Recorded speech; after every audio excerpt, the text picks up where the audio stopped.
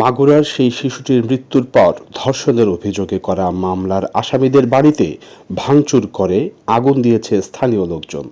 আজ বৃহস্পতিবার সন্ধ্যা 7:15টার দিকে মাগুরা পৌর এলাকায় আসামিদের বাড়িতে প্রথমে ভাঙচুর এবং পরে অগ্নিসংযোগ করা হয়।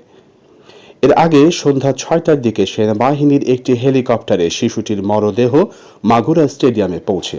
এরপর শহরের নোমানী ময়দানে শিশুটির প্রথম জানাজার নামাজ অনুষ্ঠিত হয়। জানাজার নামাজের পরপরই আসামিদের বাড়িতে ভাঙচুর ও আগুন দেন স্থানীয় জনগণ। শিশুটির বাড়ি জেলার শ্রীপুর উপজেলার একটি গ্রামে। সেখানে রাত 8টা 20 মিনিটে দ্বিতীয় জানাজার নামাজ সম্পন্ন হয় এবং ওই গ্রামের কবরস্থানে শিশুটিকে দাফনের প্রস্তুতি চলছিল। এর আগে বেলা 1টায় রাজধানীর সম্মিলিত সামরিক হাসপাতাল সিএমএইচে চিকিৎসাধীন অবস্থায় শিশুটি মারা যায়। আন্তঃবাহিনী জনসংযোগ পরিদপ্তরের এক সংবাদ বিজ্ঞপ্তিতে বলা হয়, সিএমএইচের সর্বাধুনিক চিকিৎসা ব্যবস্থা প্রয়োগ এবং বিশেষজ্ঞ চিকিৎসকদের সর্বোচ্চ প্রচেষ্টা সত্ত্বেও তাকে বাঁচানো সম্ভব হয়নি।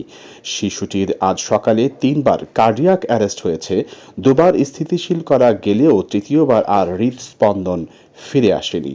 এ ঘটনায় গত শনিবার শিশুটিকে ধর্ষণের অভিযোগে মামলা করেন তার মা। মামলায় শিশুটির ভগ্নিপতি, বোনের শ্বশুর, শাশুড়ি ও ভাসুরকে গ্রেপ্তার করে রিমান্ডে নেওয়া হয়েছে। মাগুরার এ ঘটনায় দেশজুড়ে নিন্দা ও সমালোচনা চলছে।